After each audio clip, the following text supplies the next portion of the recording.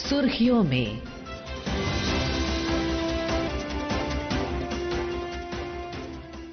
नमस्कार, सुर्खियों में कार्यक्रम के आज के अंक में आपका स्वागत है। मैं हूं सुबोध मिश्र। आज हम चर्चा करेंगे भारत न्यूजीलैंड मुक्त व्यापार समझौते पर। हमारे साथ जुड़ रहे हैं पूर्व राजनयिक श्री अनिल वाधवा। अनिल जी, सुर्खियों में हार्दिक स्वागत है। धन्यवाद। चर्चा शुरू करने से पहले आइए सुनते हैं भारत और न्यूजीलैंड के बीच इस व्यापार समझौते पर रिपोर्ट। भारत और न्यूजीलैंड का मुक्त व्यापार समझौता विकसित भारत 2047 के लक्ष्य के अंतर्गत एक रणनीतिक, रोजगार परक और लोक केंद्रित साझेदारी को दर्शाता है। इस समझौते के अंतर्गत भारत ने न्यूजीलैंड के साथ द्विपक्षीय व्यापार के 95% हिस्से के लिए 70% क्षेत्रों में शुल्क उदारीकरण की पेशकश की, जिससे वस्त्र, फार्मास्यूटिकल्स, चमड़ा, इंजीनियरिंग सामान, कृषि उत्पाद और सेवाओं जैसे क्षेत्रों में भारतीय निर्यातकों को बेहतर बाजार पहुंच मिलेगी। इसके अतिरिक्त विद्यार्थियों और पेशेवरों के लिए बेहतर वीजा सुविधाएं, अध्ययन के बाद कार्य करने के अवसर और कृषि पैदावार बढ़ाने के लिए केंद्र स्थापित करने जैसे प्रावधान शामिल हैं। इससे रोजगार और नवाचार को भी प्रोत्साहन मिलेगा। प्रधानमंत्री नरेंद्र मोदी और न्यूजीलैंड के प्रधानमंत्री क्रिस्टोफर लक्सन ने टेलीफोन संवाद में इस समझौते को ऐतिहासिक, पारस्परिक और लाभकारी बताया। अगले 5 वर्ष में द्विपक्षीय व्यापार को दोगुना करने तथा अगले 15 वर्ष में न्यूजीलैंड में 20 अरब अमेरिकी डॉलर के निवेश के लक्ष्यों पर सहमति जताई गई। इस समझौते से व्यापार, निवेश संबंध मजबूत होंगे तथा दोनों देशों के बीच रक्षा, शिक्षा और संस्कृति जैसे अन्य क्षेत्रों में सहयोग को भी बढ़ावा मिलेगा। उत्पल की रिपोर्ट के साथ मैं मुकेश कुमार। अनिल जी, आपकी नजर में भारत और न्यूजीलैंड के बीच हुआ ये मुक्त व्यापार समझौता कितना महत्वपूर्ण है? आज के दिन भारत और न्यूजीलैंड के बीच मुक्त व्यापार समझौता, उसका निष्कर्ष जो निकला है, भारत की हालिया व्यापार कूटनीति में एक महत्वपूर्ण उपलब्धि है।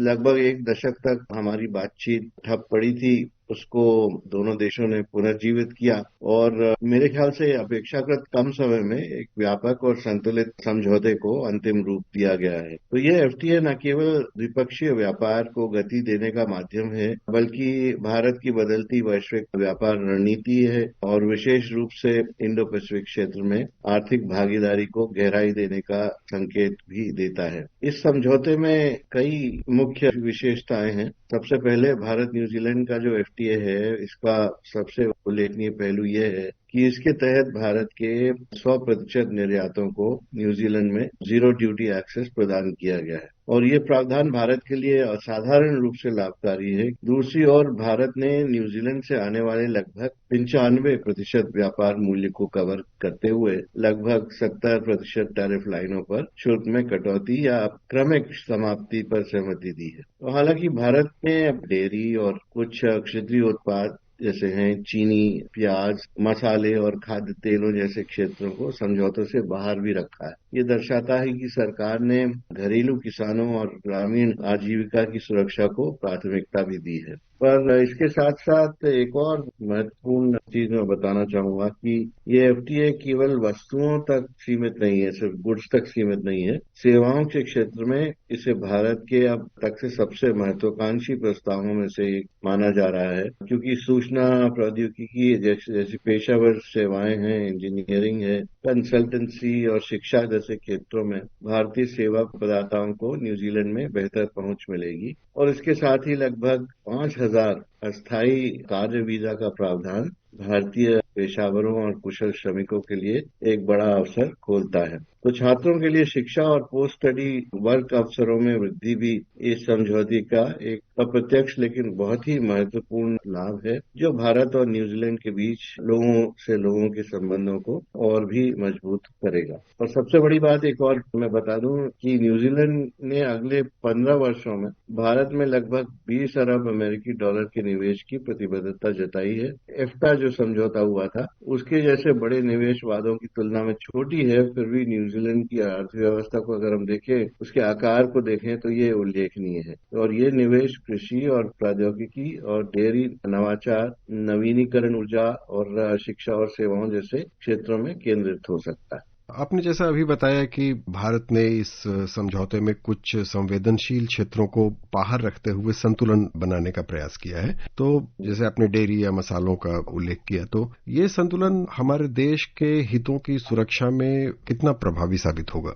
मुझे लगता है काफी प्रभावी है, क्योंकि अभी भारत ईयू के साथ में एक एफटीए की नेगोशिएशन चल रही है। तो अगर न्यूजीलैंड के साथ इस क्षेत्र को खोल दिया जाता है, या फिर जैसे बीटीए है जो यूएस के साथ नेगोशिएट हो रहा है, उसमें भी यही मुद्दा है, क्योंकि भारत ये चाहेगा कि जो कृषि का क्षेत्र है और जो डेयरी का क्षेत्र है, इसको थोड़ा धीरे धीरे खोला जाए। और इस एफटीए में जो क्षेत्र जिसको हम कह सकते हैं कि अपेक्षाकृत कम लाभान्वित है न्यूजीलैंड के लिए या बाहर रखे गए हैं, तो उनमें भी हम देखें तो डेयरी और संवेदनशील कृषि पूरी तरह से सुरक्षित रखी गई है, क्योंकि न्यूजीलैंड के पास एक विश्व प्रसिद्ध डेयरी इंडस्ट्री है और उसको अपेक्षित बाजार पहुंच नहीं मिल पाई है। तो इसका मतलब यह है कि जो नेगोशिएटर्स थे हमारी तरफ से, उन्होंने काफी इस क्षेत्र को महत्वपूर्णता दी है।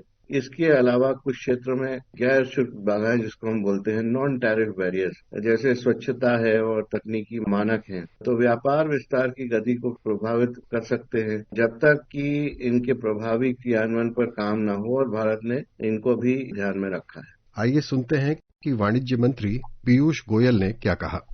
We have been very sensitive to protect all the sectors like हम सभी क्षेत्रों की सुरक्षा के प्रति बहुत संवेदनशील रहे हैं, विशेष रूप से किसानों के हितों के प्रति, जिनमें चावल, गेहूं, डेयरी, सोया और विभिन्न अन्य कृषि उत्पाद शामिल हैं, जिन्हें पहुंच के लिए खोला नहीं गया है। हम इस बात के प्रति भी सचेत रहे हैं कि हमारी एमएसएमई, स्टार्टअप और नवाचार न्यूजीलैंड में बड़े अवसर प्राप्त करें। ये एक लाभकारी समझौता है और हम भारत के लोगों को आश्वस्त कर सकते हैं कि प्रधानमंत्री नरेंद्र मोदी की केंद्रित दृष्टिकोण और मार्गदर्शन के तहत भारत के उद्योग, कृषि और सेवाओं के क्षेत्र अंतर्राष्ट्रीय रूप से प्रासंगिक बन रहे हैं। हम उच्च आय और बड़े बाजार अवसर वाले देशों के साथ रणनीतिक रूप से मुक्त व्यापार समझौते और व्यापक साझेदारियों पर वार्ता कर रहे हैं।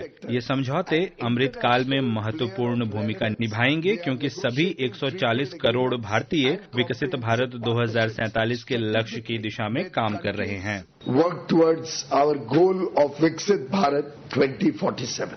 और इस समझौते के तहत न्यूजीलैंड द्वारा भारतीय उत्पादों को शून्य शुल्क की सुविधा दी गई है। क्या इससे भारत के निर्यात को नई दिशा और गति मिलने की संभावना है? अगर हम इसको बारीकी से देखें तो इस समझौते के सबसे बड़े लाभार्थी भारत के श्रम प्रधान और विनिर्माण क्षेत्र होंगे।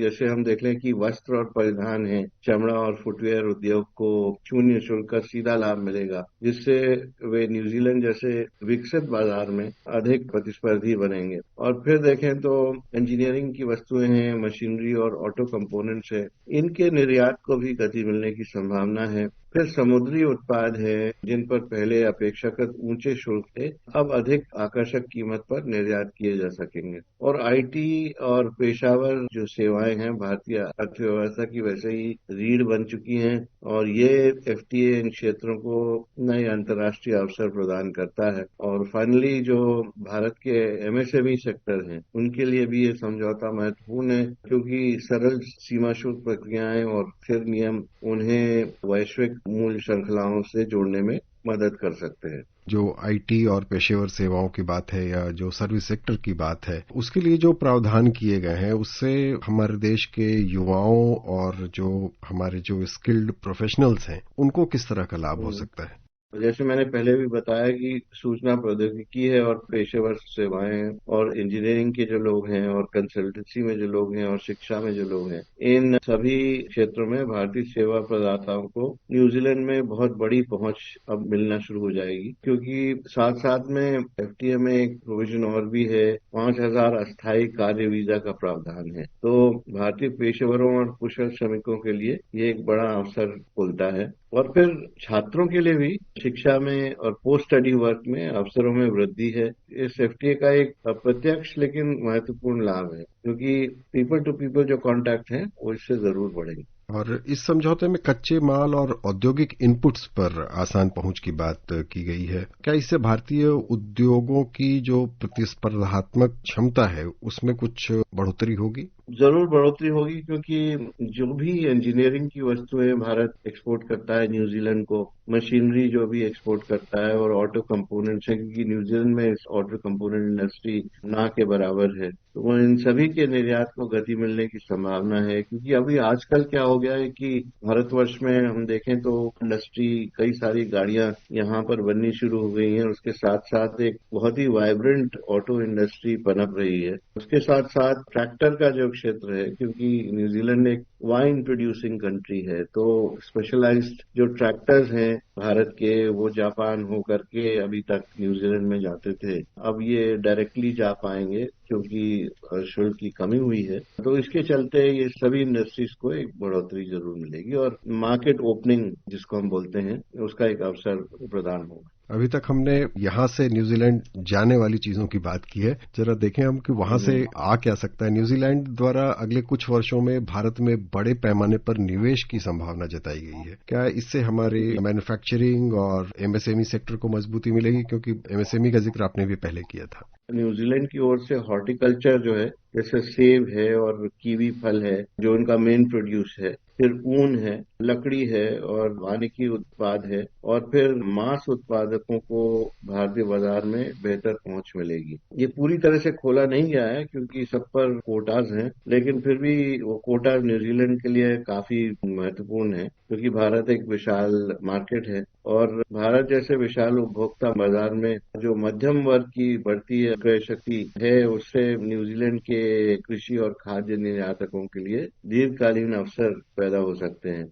और इसके अतिरिक्त शिक्षा और पर्यटन सेवाओं में भी न्यूजीलैंड को भारतीय मांग से लगभग लाभ मिलने की संभावना है। फिर हमने पहले जो बात करी थी, जो न्यूजीलैंड का भारत में निवेश है, 15 वर्षों में भारत में लगभग 20 अरब अमेरिकी डॉलर की निवेश की प्रतिबद्धता जताई गई है। और अभी जो न्यूजीलैंड के साथ हमारा ट्रेड है, उसके स्तर को देखें हम, तो क्या हम ये कह सकते हैं कि ये जो एफटीए है, इससे व्यापार की मात्रा के साथ साथ उसकी गुणवत्ता में भी सुधार हो सकता है? जरूर होगा, क्योंकि अभी अगर हम अपने जो बायलैटरल ट्रेड है वो करीब 1.5 बिलियन डॉलर का बायलैटरल ट्रेड है, और फिर सर्विसेज, ये गुड्स का ट्रेड है, और सर्विसेज में 2.5 बिलियन के आसपास जो सर्विसेज की एक्सचेंजेस है। लेकिन आगे चलकर जब ये क्षेत्र खुल जाएंगे तो दोनों देश ही समझते हैं कि इसमें काफी बढ़ोतरी होगी। और इनफैक्ट अभी हमारे कॉमर्स मिनिस्टर पीयूष गोयल जी ने तो ये कहा था कि कम से कम 3 गुना